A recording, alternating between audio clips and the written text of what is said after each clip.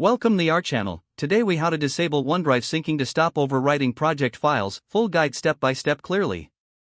To disable OneDrive syncing, first, locate the right-click on the OneDrive icon to open the context menu. Select Settings from the menu options. In the Settings window, navigate to the Account tab. You will see a list of your OneDrive accounts. Click on Choose Folders to adjust your syncing options.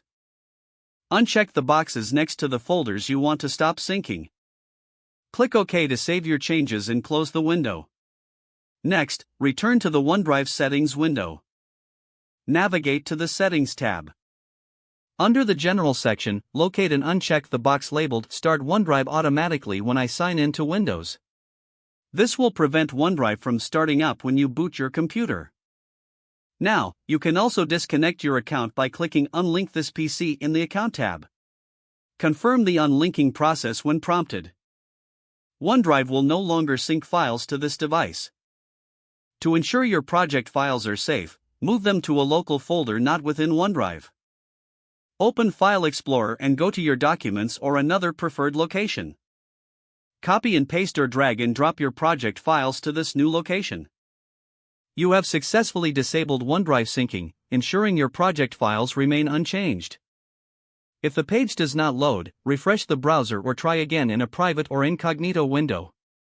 Make sure you are using the correct email address, then retype it carefully to avoid small typos. If your password is not accepted, use the reset option and create a new strong password you can remember. Check your spam folder for verification or security emails, then complete any requested confirmation steps. Enable two-factor authentication if available to improve account security and reduce unauthorized access risk.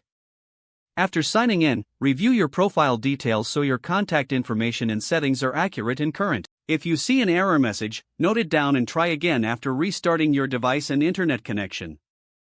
Log out when you finish, especially on shared devices, to keep your account and payment information secure.